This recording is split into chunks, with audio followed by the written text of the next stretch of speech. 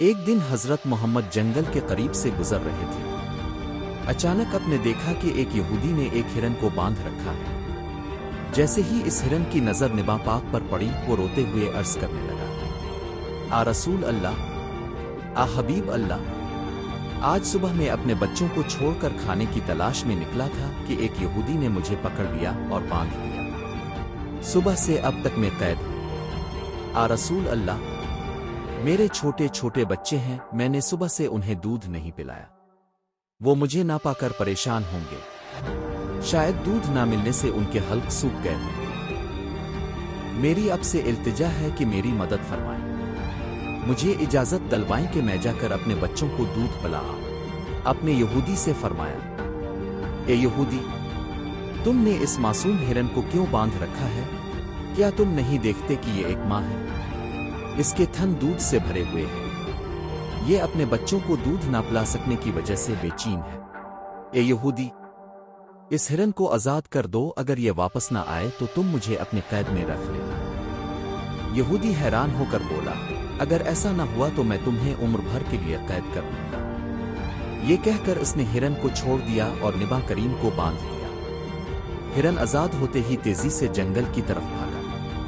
یہودی دل میں ہنستا ہوا بولا، یہ ہرن اب کبھی واپس نہیں آئے گا اور یہ شخص ہمیشہ میری قید میں رہے گا۔ ہرن تیزی سے اپنے بچوں کے پاس پہنچا۔ بچوں نے حیران ہو کر پوچھا، امو، آپ کہاں تھی؟ ہمارا گلا سوکھ گیا ہے، آپ ہمیں چھوڑ کر کیوں چلی گئی تھی؟ ماں ہرن نے پیار سے کہا، میرے پیارے بچوں، آج صبح جب میں تمہارے لیے چارہ ڈھونڈنے نکلی تھی تو ایک یہودی نے مجھے پکڑ کر باندھ دیا۔ پھر اللہ کے پیارے نبی وہاں سے گزرے، میں نے ان سے تمہاری حالت بتائی تو انہوں نے میری مدد کے لیے خود کو اس یہودی کے پاس رہن رکھ دیا تاکہ میں تمہیں دودھ پلاؤں۔ اب مجھے واپس جانا ہے کیونکہ میں نے وعدہ کیا ہے کہ لوٹ کر آؤں گی۔ بچوں نے روتے ہوئے کہا، ہم اس وقت تک دودھ نہیں پئیں گے جب تک اللہ کے نبی قید میں ہیں۔ ہم اب کے ساتھ چلیں گے، ہم نبی کو تکلیف میں نہیں چھوڑ سکتے۔ یوں ماں ہرن اپنے بچوں کے واپس چلی آئی۔ دوسری طرف جب ہرن کے واپس آنے میں کچھ دیر ہوئی تو یہودی نے نبی سے کہا، اے محمد، ایک جنگلی جانور کے لیے تم نے اپنی جان داؤ پر لگا دی، وہ کبھی واپس نہیں آئے۔ نبی کریم نے نرمی سے فرمایا، اے یہودی، تھوڑا صبر کرو، وہ ضرور لوٹے گا انشاءاللہ۔ تھوڑی دیر بعد یہودی نے دیکھا کہ ہرن واپس آ رہا ہے، بلکہ اس کے ساتھ اس کے بچے بھی ہیں۔ یہ منظر دیکھ کر وہ حیران رہ گیا۔ جب میں اپنے بچوں کے پاس گئی اور انہیں بتایا کہ آپ نے میری خاطر خود کو ایک یہودی کے حوالے کر دیا ہے تو میرے بچوں نے روتے ہوئے کہا، ہم اس وقت تک دودھ نہیں پئیں گے جب تک نبی قید میں ہیں، اس لیے میں اپنے بچوں کو ساتھ لے کر حاضر ہوئی۔ اے یہودی، دیکھو ہرن لوٹ آیا، بلکہ اپنے بچوں کو بھی ساتھ لایا ہے۔ اب تم جو چاہو کرو۔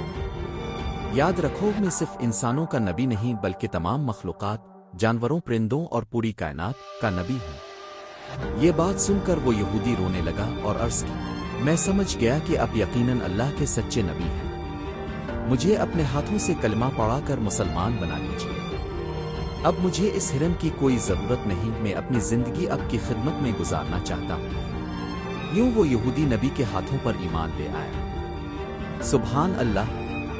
اس کے بعد ایک اور واقعہ پیش آیا۔ ایک بدوی دیہاتی نبی کی مجلس میں آیا۔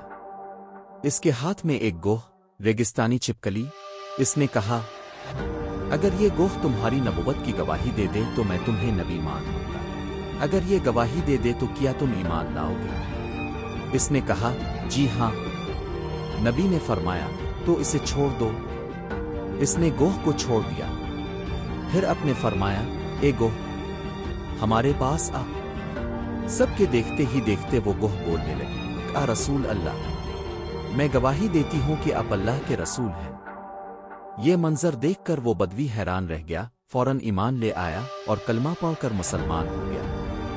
ایک اور دن ابو جہل اور دیگر کفار نے کہا، اے محمد، اگر تم واقعی نبی ہو تو آسمان کے چاند کو 2 حصوں میں بانٹ کر دکھاؤ۔ نبی نے اپنے رب سے دعا کی اور اللہ نے ان کی دعا قبول فرما لی۔ اپنے انگلی سے چاند کی طرف اشارہ کیا اور چاند 2 ٹکڑوں میں بٹ گیا۔ کفار نے اپنی آنکھوں سے یہ منظر دیکھا لیکن ایمان نہ لائے اور کہنے لگے، یہ جادو ہے؟ اللہ تعالیٰ نے اسی معجزے کے بارے میں قرآن پاک میں فرمایا۔ قیامت قریب آ گئی اور چاند پھٹ گیا۔ سورۃ القمر۔ ایک اور واقعہ میں ایک دشمن نے نبی پر تلوار تان دی اور کہا، اب بتاؤ تمہیں میرے ہاتھ سے کون بچائے گا؟ نبی نے اطمینان سے فرمایا، مجھے اللہ بچائے گا۔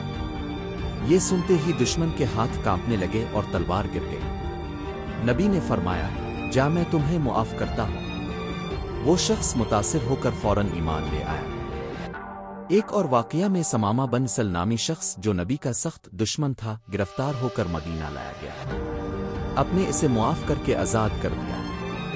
اس حسن اخلاق سے وہ اتنا متاثر ہوا کہ فوراً مسلمان ہو گیا اور کہنے لگا، اب کی ذات، اب کا دین اور اب کا شہر مجھے دنیا میں سب سے زیادہ محبوب ہے۔ ایک دن ایک صحابی نے عرض کیا، آ رسول اللہ، جنت میں تو اب اعلیٰ درجے میں ہوں گے، ہم اب کی زیارت کیسے کریں گے؟ اسی وقت جبرن حاضر ہوئے اور وہی لائے کہ آدمی اسی کے ساتھ ہوگا جس سے وہ محبت کرتا ہے۔ یہ سن کر صحابہ کرام خوشی سے جھوم اٹھے کہ جنت میں بھی انہیں نبی کا قرب حاصل ہوگا۔